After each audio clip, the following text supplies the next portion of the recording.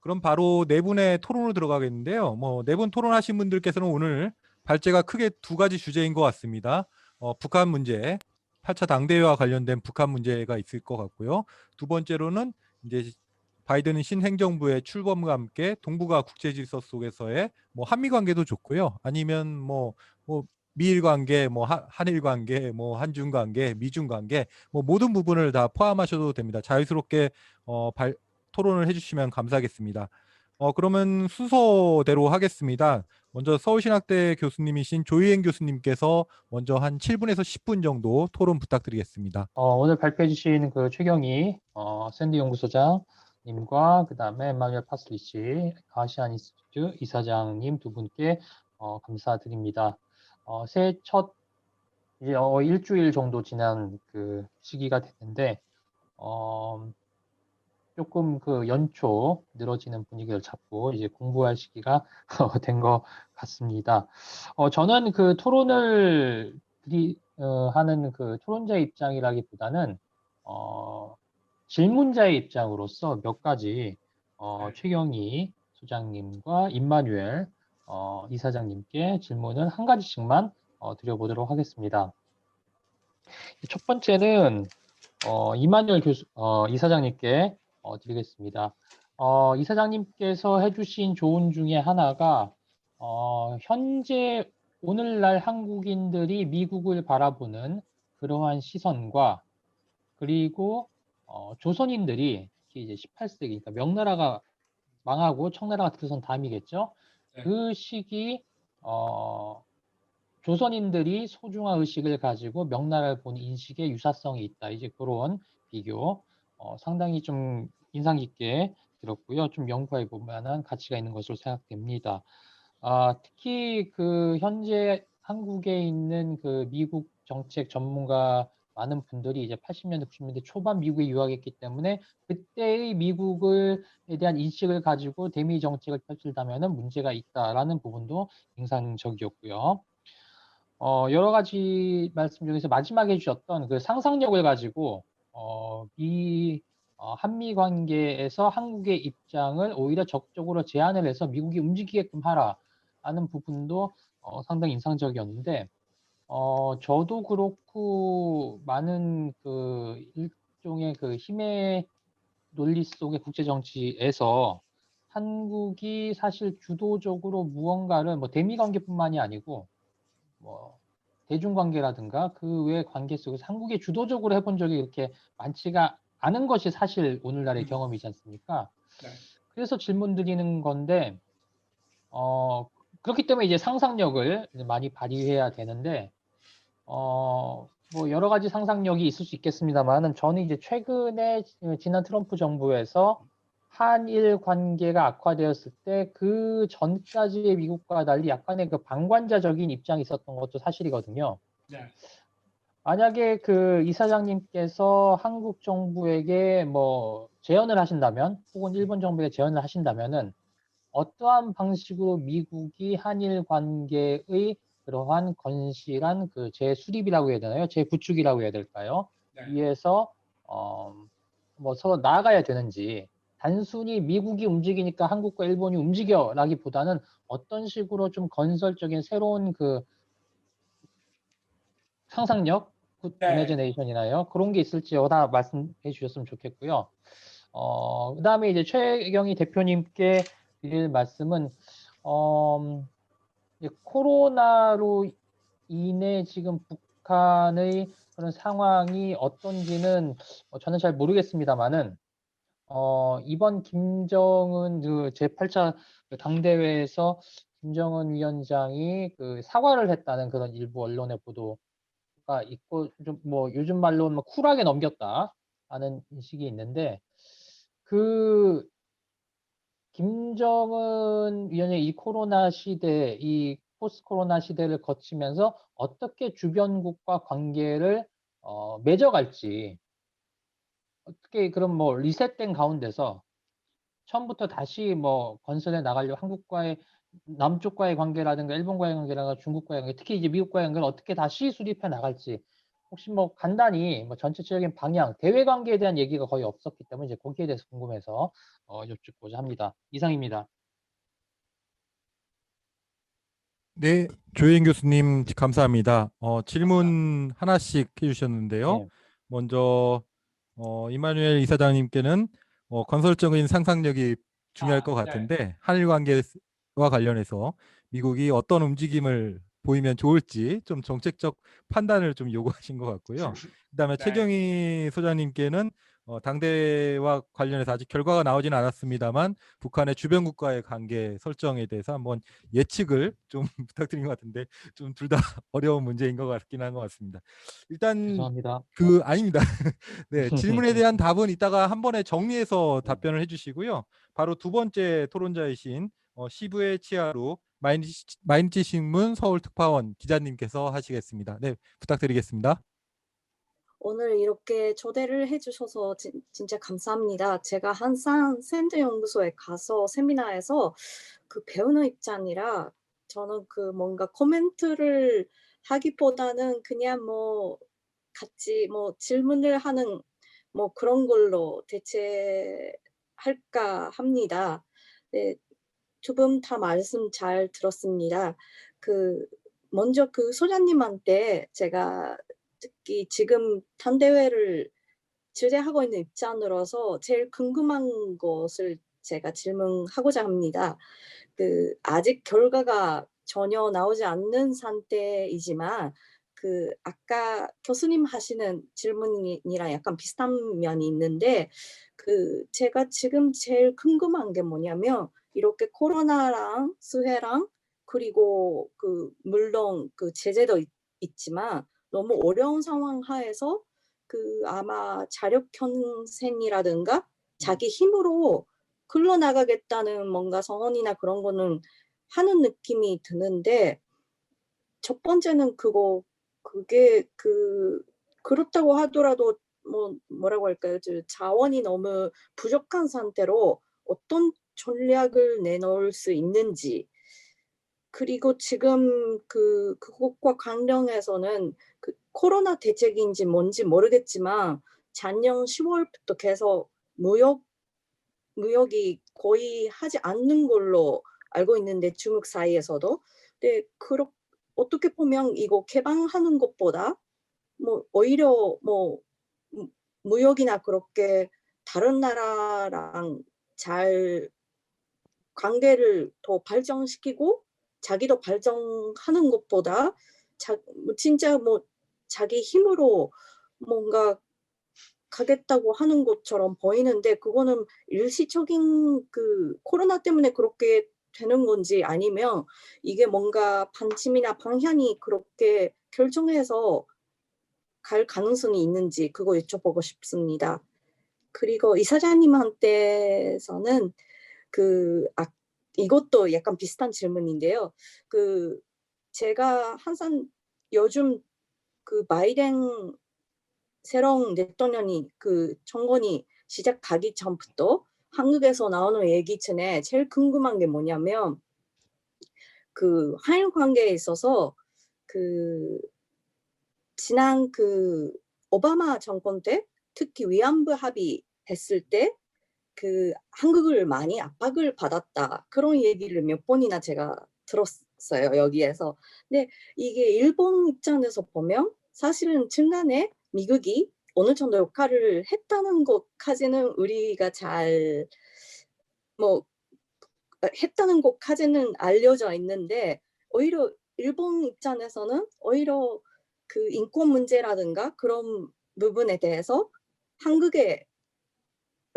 편이 어느 정도 있었다. 그런 뭔가 인식이 있는 것 같아요. 그래서 만약에 바이든 정권이 시작하면 한일 관계에 있어서 어떤 역할을 하실 거라고 생각을 하시는지 그리고 만약에 그런 뭔가 일본 정부나 한국 정부가 어떻게 사실은 크게 보면 협력해 나가야 하는 나라인데 우리가 서로 여러 가지 문제가 있어서 어려움이 있는데 그거를 미국과 포함해서 동맹이라고 할 수 있는 관계가 아니지만 아마 동맹 같은 그 3자 협력 면에서 어떤 방식으로 가면 잘 그 되는 건지 그거 여쭤보고 싶습니다. 감사합니다. 네, 시부의 특파원님 질문 2개 감사드립니다. 최경희 소장님께는 북한이 자력갱생이라고 하는 모토 속에 자원 부족 그리고 대외 무역이 없는 상황에서 과연 어떠한 대책이 있는 것인지 뭐 이런 여부에 대해서 한번 또 여쭤보신 것 같고요. 또 이마누엘 이사장님께는 역시 뭐 비슷한 질문인 것 같습니다. 한일 관계 속에서 바이든 신정부가 어떠한 행동을 취해야 될지, 특히 한미일 삼각 협력 구도라고 하는 이런 것을 복원하겠다고 얘기를 하고 있는데 여기에 있어서 과연 어떠한 입장인지에 대해서 질문을 주신 것 같습니다. 그럼 바로 이어서 왕싱싱 상하이 외국어대 교수님의 또 토론이 있겠습니다. 네, 왕 교수님 부탁드립니다. 네, 안녕하세요. 네, 감사합니다. 네, 안녕하세요. 전문가분. 초청해 주셔서 대단히 감사합니다. 저는 중국 상하이 외국어대학교 한반도 미 아태 전략연구센터장 왕신신 교수입니다. 그 많은 전문가들한테 배울 수 있는 좋은 기회가 있어서 참 영광입니다. 저는 오늘 질문 대신에 그 북한 8대 당대회에 대해서 제 자기 관찰 및 중국은 한반도 문제에 있어서 처해져 있는 상황에 대해서 토론 내용으로 하겠습니다. 우선 북한의 8대 당대회는 제가 그 4가지 관찰이 있습니다. 새로운 북한의 이미지의 확립, 새로운 구성원의 출범, 새로운 경제 발전 방향의 출현, 그리고 새로운 외교 방향의 잡히기, 이 4가지. 첫 번째, 새로운 북한 이미지의 확립.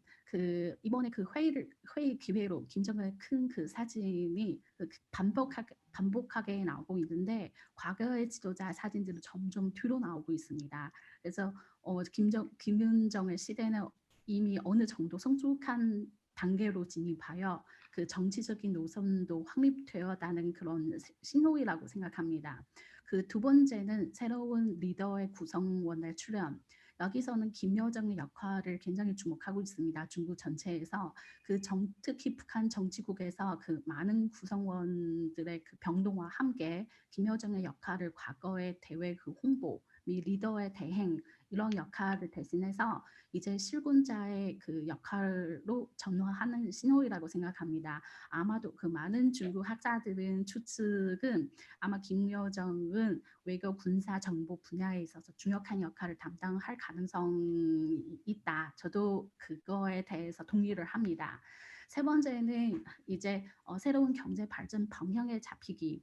김문정의 개막식에서 자기 검토를 했는데 반성을 했는데 2016년부터 그 5년 기회를 사실적으로 많은 실패를 겪었고 새로운 그 5년 계획을 할 때 사실 그 객관적인 상황을 바탕으로 수입 의존이 성숙하지 않은 소원을 버려야 된다고 언급했습니다. 코로나 극복, 자연재해를 극복, 그리고 경제 발전 이 3가지의 것을 북한은 다 극복하기가 사실은 쉽지 않을 것입니다. 이 4번째 관찰은 새로운 외교 방향에 잡히기. 여기서는 방금 제가 말씀드렸던 김여정 등 젊은 구성원들의 부상 이외에 외교에 대한 더욱 신중하게 행동을 할 거라고 예상합니다. 많은 전문가들은 북한은 미국의 정부 교체의 계기로 핵무기 실험 할 거라고 예측했는데 실은 그러지도 않았습니다. 중미 관계 복잡하고 치열하는 상태에서 북한의 대미 문제에 있어서 더욱 신중할 수밖에 없습니다. 그러면은 중국의 대한반도 문제에 있어서 중국은 처해져 있는 상황은 어떨까요? 중국에게는 한반도 문제를 많은 역할을 발휘할 수 있는 많지 않은 창구기가 있다고 생각합니다. 제 개인적으로. 중국은 코로나 관리하는 데 있어서 세계적으로 큰 성공을 얻었습니다. 현재 중국 백신 개발 및 대규모를 사용하고 있습니다. 14억 인구를 가진 중국은 중국 사람들의 대부분 사람들의 시민 생활을 정상적으로 하고 있습니다. 그거는 참 쉽지 않은 것인데 그리고 중국은 주변 국가 배신 지원 및 중국의 경제 회복을 점점 하고 있습니다. 미국의 혼란스러운 상황을 상황하고 비교해서 중국 국민들은 지금 중국 국내에서 중국 사람들은 그런 자기 이런 자신감, 자부감 많이 갖게 되었습니다. 그리고 미국은 중국에 대한 무역 전쟁 등으로 인한 강한 반미 감정, 그리고 미국은 쇠퇴한 대국이다라는 이미지는 중국 국내에서 공유하고 있습니다. 이런 배경하에서 한반도 문제에 있어서 중국은 사실은 이런 틈이 생겼습니다. 결론적으로는 북한은 중국과 더욱 가까이 하고 중국을 의존해 코로나 관리 및 경제 제재 해제에 있어서 기대할 수밖에 없습니다. 여기서 두 가지로 제가 말씀드리도록 하겠습니다. 우선 대국 관계 차원에서 볼 때 미국은 국내 정권의 교체로 인해서 혼란을 일으키고 있는데, 그리고 한반도를 외교 정책에 대한 몇 개월의 토론기가 필요할 겁니다. 한반도 문제는 중국이랑 한반도에게는 중요하긴 하지만 원래 미국의 외교 전체 리스트 안에서 아주 중요한 순위가 아닙니다. 미국의 정부 및 싱크탱크를 포함해서 실은 문정부에서 작년 올해까지는 그렇게 우호적이지는 않습니다. 미국은 특히 워싱턴에서 그 문정부에 대한 친종적인 그런 왜곡적인 이미지가 있긴 합니다. 이런 새로운 바이든 정부는 실무 문제를 중요시하고 과거 트럼프 정부처럼 쉽게 수상 회담 실행하기가 어렵습니다. 즉 북미 관계 급속도로 완화되는 기회도 크지 않을 거라고 생각합니다. 두 번째는 이게 한국의 입장을 볼 때 현재 북한하고 연락하는 통로가 매우 부족해서 과거 18년까지 한국은 한반도 문제를 강한 그런 역할을 발휘하기가 아마 많은 어려움을 갖고 있습니다. 그래서 이런 대국 관계 및 중국의 코로나의 성공적으로 극복 및 경제 회복 상황을 봤을 때 북한은 중국에게 더욱 많은 경제적, 정치적 이익을 얻을 수 있고 중국 쪽으로 아마 더욱 가까울 거라고 예상하고 있습니다. 네, 여기까지 마치도록 하겠습니다. 감사합니다. 자, 왕싱싱 교수님께서 그 8차 당대회와 관련한 4가지의 새로움에 대해서 말씀하셨습니다. 북한 이미지 확립, 그리고 김여정으로 대표되는 리더 구성원 출연, 그리고 경제 발전 방안, 그리고 외교 방향에 대해서 말씀을 해주셨고요. 또 한반도를 둘러싼 이 국제 질서 속에서는 바이든 신정부의 출범과 함께 이 한반도 문제가 우선순위에서 뒤에 있기 때문에 당분간은 아마 저희 통일연구원에서도 예상하기로 한 상반기는 힘들 것 같고 하반기부터 이제 새로운 북한과 미국 간의 관계에 대한 움직임이 있을 것이라고 예상을 하고 있고요. 두 번째로는 역시 북중 관계가 코로나 위기 속에서 더욱더 밀착할 것이다라고 토론해 주셨습니다. 그럼 마지막으로 이승현 선생님께서 토론을 해주시겠습니다. 부탁드립니다. 네, 샌드 연구소 연구위원 이승현입니다. 우선 발제 맡으신 그 두 분 말씀 잘 들었고, 방금 좀 전에 토론하셨던 왕싱싱 교수님 내용도 인상 깊었습니다. 저는 일단은 큰 맥락에서 보면은 발제하신 두 분과 왕싱 교수님하고 큰 맥락에서는 유사합니다. 우선적으로 일단은 코로나라는 상황과 그다음에 미국의 바이든 정권의 교체, 바이든 정권으로의 교체, 이 두 가지 사항이 일단 가장 큰 변수라고 보여지고, 특히 코로나 같은 경우에 제가 볼 때는 북한의 입장에서는 지금 당장의 코로나로 인해서 올해 어떤 북미 대화랄지 어떤 협상 이런 부분들이 상당히 제약될 거라고 판단을 하고 있다라고 보여집니다. 물론 이제 계속해서 이제 북한에서는 코로나 확진자가 없다라고 이야기하는 이유 중에 하나가 제가 볼 때는 이 회담을 지속적으로 어떤 끌어내거나 어떤 영향력을 행사하는 데 있어서 어떤 방역의 성공과 이런 안심을 주고 국가 위상을 높이는데 중점을 둔 거라고 생각하지만 실질적으로 지금 다들 아시다시피 국제사회에서는 북한에 확진자가 없다는 것 발표에 대해서는 다 의문을 가지고 있기 때문에 당분간은 북한 자체 스스로도 어떤 코로나 상황에서 미국과의 협상이랄지 회담 이런 부분들이 진행되지 않을 거라고 판단을 한 것으로 보여지고 그러기 때문에 좀 전에 왕신 교수님이 이야기하신 것처럼 저 역시 지금 당장의 북한의 어떤 제재를 떠나서 생존과 관련해서 경제적으로는 중국이나 러시아 쪽과 협력할 그리고 지원을 받을 가능성이 높다라고 보여집니다. 우선 이제 이 사항을 염두에 두고 이번 당대회를 봤을 때 먼저 제가 본 거는 첫째 날 김정은의 이제 복장 그 군복을 입고 나왔고 대원수 직급의 계급장을 달고 있었다는 점이 특기할 만한 사항이고 이후에는 계속 인민복을 입고 있다는 것 자체에서도 실질적으로는 어떤 대외적인 협상보다는 내부적인 부분에 좀 더 치중하는 모습이고 권위를 강화시키려는 모습이라고 보여지고 또 하나로는 그 대외 메시지가 지금까지 아직 뭐 대남, 대미 메시지가 안 나왔다고 하는데 제가 볼 때는 일단 어느 정도는 나왔다라고 저는 보고 있습니다. 일단은 그 복장에서의 변화, 그다음에 두 번째는 지금 김정은이 언급했던 국가 방위력 강화, 그리고 열병식 준비 이 부분과 관련해서 제가 볼 때는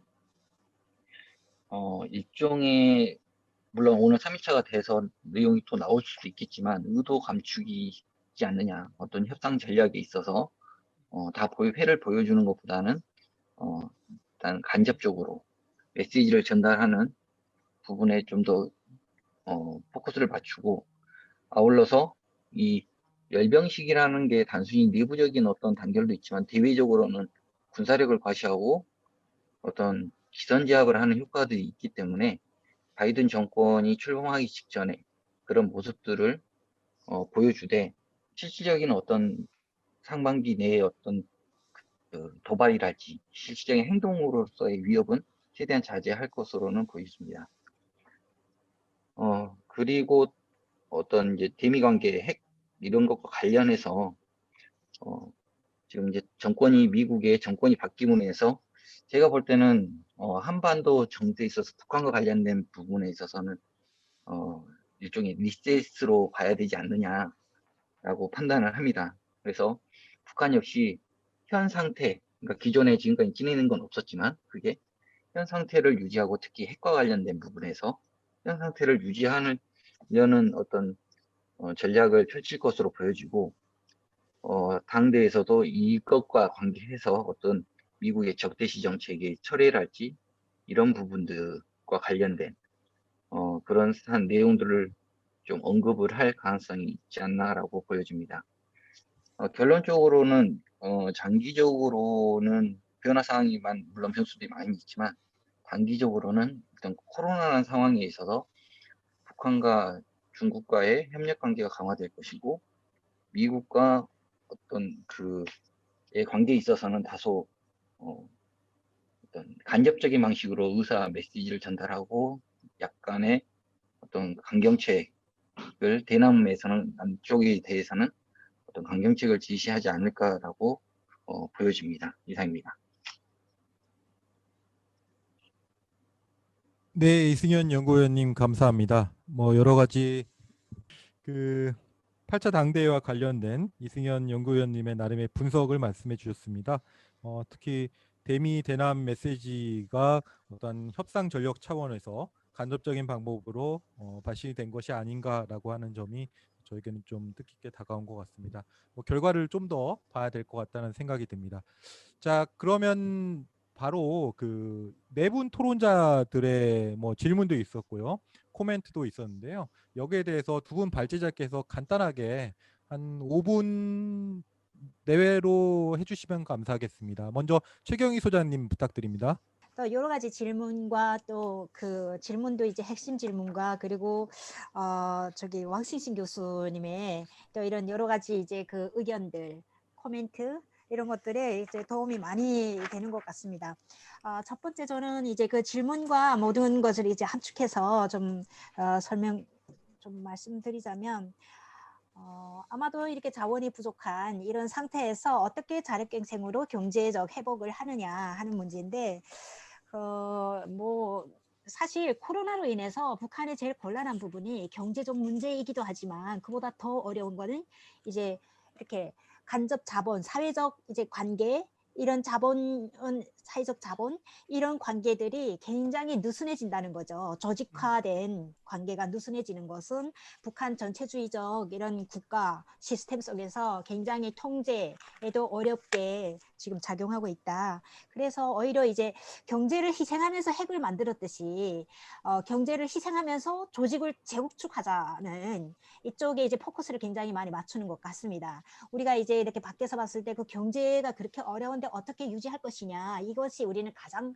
중요한 문제지만 권력자 입장에서는 그것은 그것대로 해결할 방법을 만들어야 되는 것도 있지만 중요하게는 해체되고 있는 굉장히 약화되고 있는 조직체를 다시 한번 부활해서 강화하자는 데 더 큰 초점을 맞추고 있기 때문에 이제 이렇게 국내적 상황에 올인하겠다 이런 생각을 하고 있는 것 같습니다. 그리고 이제 바이든 정부가 이제 바이든 정부든 이제 새로운 미국의 이제 정권이 출범하게 되고 1월 20일 취임식을 하고 나면 그 이후부터 이제 자세히 보면서 북한이 접근하고자 하는 굉장히 이렇게 지금은 조심스러운 생각을 하고 있는 듯합니다. 확실히 무엇인가 내놓지 않고 있기 때문에 그리고 이렇게 지금 3일차 된 날인데 당대회가 열려서 3일차가 됐는데 원래는 당대회를 열리면 다음 날에 그 내용에 대해서 대서특필해서 나옵니다.